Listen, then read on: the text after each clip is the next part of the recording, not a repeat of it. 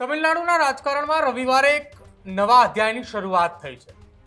ટીવીકેના પ્રમુખ જોસેફ વિજય તમિલનાડુના મુખ્યમંત્રી તરીકેના શપથ ગ્રહણ કર્યા અને સત્તા સંભાળતાની સાથે જ મુખ્યમંત્રી વિજય પૂર્ણપણે એક્શન મોડની અંદર જોવા મળ્યા હતા.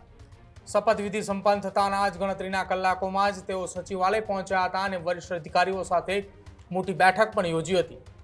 વહીવટી કાર્યકાળના શ્રી ગણેશ પણ કર્યા અને વિજય કુમારે સચિવાલયમાં કાયદો અને વ્યવસ્થાની સ્થિતિ સમીક્ષા કરવા માટે પ્રથમ બેઠકની અંદર વરિષ્ઠ અધિકારીઓની હાજરીની અંદર મહત્વપૂર્ણ નિર્ણયો લેવામાં આવ્યા અને સાથે જ રાજ્યમાં વહીવટી પરિસ્થિતિ અને સુચારુ વ્યવસ્થાપન રહે તેને લઈને દિશા નિર્દેશો પણ આપી દેવાયા હતા.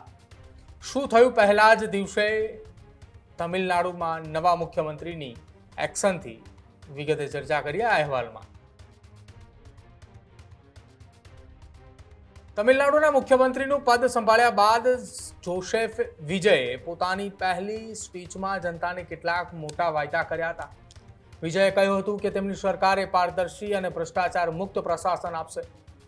આવી જ રીતે તેમણે 200 યુનિટ મફત વીજળી આપવાના વાયદાને ગરીબ અને મધ્યમ વર્ગ માટે મોટી રાહત ગણાવી હતી. વિજયે કહ્યું હતું કે તેઓ સામાન્ય લોકોની તકલીફ સમજે છે કેમ કે તેમણે ખુદ ગરીબી અને સંઘર્ષ જોયો છે. સીએમ વિજયે મહિલાની સુરક્ષા વધારવાના ઉપાય સાથે માદક પદાર્થથી સંબંધિત ગુનાઓને રોકવા અને ગુનેગારો વિરુદ્ધ કડક કાર્યવાહી કરવાની રણનીતિ પર પણ તેમણે ચર્ચા કરી હતી. તેમણે કહ્યું હતું કે કાયદો અને વ્યવસ્થાની સ્થિતિએ સતત વ્યાપક સમીક્ષા કરવામાં આવશે. આ બેઠકમાં મુખ્ય સચિવ એમ સાઈકુમાર, અપર મુખ્ય સચિવ કે મણિવાસન અને ડીજીપી સંદીપ રાય રાઠોડ સહિત અધિકારીઓ હાજર હતા.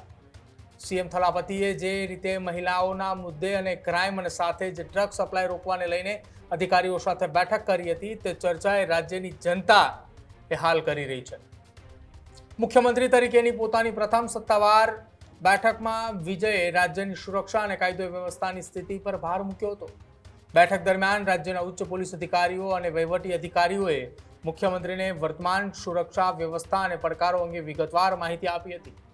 મુખ્યમંત્રીએ સ્પષ્ટ નિર્દેશ આપ્યા હતા કે તેમની સરકારનું પ્રાથમિક લક્ષ્ય જનકલ્યાણ અને રાજ્યવ્યાપી પ્રગતિ છે, જેમાં શાંતિ અને સુરક્ષા એ પાયાની જરૂરિયાત છે.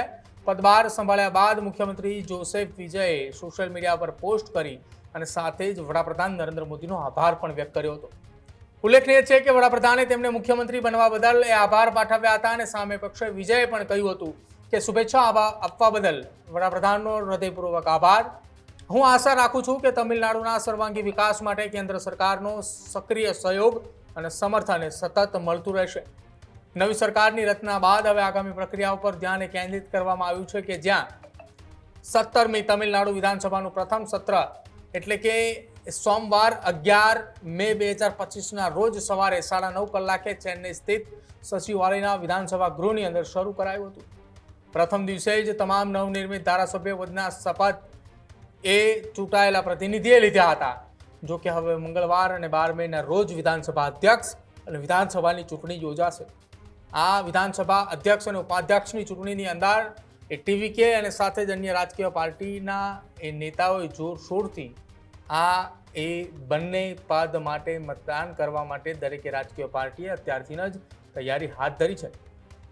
તમિલનાડુના રાજકારણમાં જોસેફ વિજયે મુખ્યમંત્રી બનવાનું એક મોટી ઘટના પણ માનવામાં આવી રહી છે, કેમ કે હવે જોવાનું રહેશે કે જ્યારે તેઓ મુખ્યમંત્રી બન્યા છે, જ્યારે તેઓ વાયદા કરતા હતા જનકલ્યાણના પોતાના એજન્ડાને તેઓ કેવી રીતે આગળ ધપાવે છે, ત્યારે સીએમ જોસેફ વિજયે શપથ લેતા જ કાર્યવાહી શરૂ કરી છે અને તેમણે ઘરેલું ગ્રાહકો માટે 200 યુનિટ વીજળી મફત આપતી ફાઇલ પર શપથના મંચ પર સાઇન કરી હતી. જો કે ત્યારબાદ વધુ એક સાઇન કરી હતી મહિલાઓની સુરક્ષા માટે એક વિશેષ દળ અને સાથે જ તેમણે ત્યાં માદક પદાર્થોના સેવન અને તેને વેચનાર લોકો જે છે તેમની ફાઇલ પર એક વિશેષ સાઇન કરી છે કે આ 3 નિયમોએ લાદુ કરવામાં આવ્યા છે કે જ્યાં આવનારા સમયની અંદર તમિલનાડુની રાજનીતિમાં ગરમાવટ પણ લાવશે. લોકોએ તેમને જે સ્વાગત કર્યું હતું ને તેમને જે સ્વીકાર્યા હતા કે કોઈ એ શાહી ખાનદાનમાંથી નથી આવતા, તેઓ ખોટા કોઈ વાયદા નથી કર્યા અને લોકોને છેતરશે પણ નહીં તેવું તેમને વચન પણ આપ્યું હતું. સીએમ વિજયે જણાવ્યું હતું કે અગાઉની ડીએમકે સરકાર એ રાજ્ય પર 10 લાખ કરોડ રૂપિયાનું દેવું લાદવાનો આરોપ હતો. જો કે રાજ્યના નાણાં પર એક શ્વેતપત્ર બહાર પાડવામાં આવશે કે જેથી પારદર્શિતા જળવાઈ રહે અને આપણે આગળ વધી શકીએ. અમને કામ કરી બતાવવા માટે યોગ્ય સમય આપવા માટેની વાત પણ કરી હતી. જો કે તેમણે પોતાના નિવેદનોની અંદર ડ્રગ્સ વિરોધી કડક કાર્યવાહીની પણ વાત કરી હતી ને લોકોનો એક પણ એ રૂપિયો એ હવે એક વેડફાશે નહીં. વિજય એ સત્તાનું કોઈ કેન્દ્ર નહીં હોય. વિજય સિવાય એ તમિલનાડુની અંદર સત્તાનું એકમાત્ર કેન્દ્ર એ માત્ર વિજય છે અને નવી શાસન વ્યવસ્થાની શરૂઆત પણ હવે થઈ રહી છે. ત્યારે હવે સાચા બિન સાંપ્રદાયિક અને સામાજિક ન્યાયના એક નવા યુગની આ શરૂઆત છે અને એ શરૂઆતની વચ્ચે સીએમ વિજય કોંગ્રેસ, વિસીકી અને વામપંથી પક્ષોને તેમની પાર્ટીને સરકાર બનાવવા માટે જે સમર્થન આપવામાં આવ્યું છે તે બદલ પણ તેમનો આભાર માન્યો હતો. પરંતુ હવે જોવાનું રહેશે કે આ આભાર વિધિ પૂર્ણ થયા બાદ જ્યારે મુખ્યમંત્રી પદની ખુરશી સંભાળી છે ત્યારે આવનારા સમયમાં કેવા પડકારો આવે છે અને કઈ રીતે ખુલીને તેઓ આવનારા સમયમાં તમિલનાડુની સરકાર એ ચલાવે છે એ પણ જોવાનું રહેશે. અત્યારે જ ન્યૂઝરૂમ ગુજરાતની યુટ્યુબ ચેનલને સબસ્ક્રાઇબ કરો અને ઇન્સ્ટાગ્રામ અને ફેસબુક પર ફોલો કરો. અપડેટ રહો, સત્યની સાથે રહો.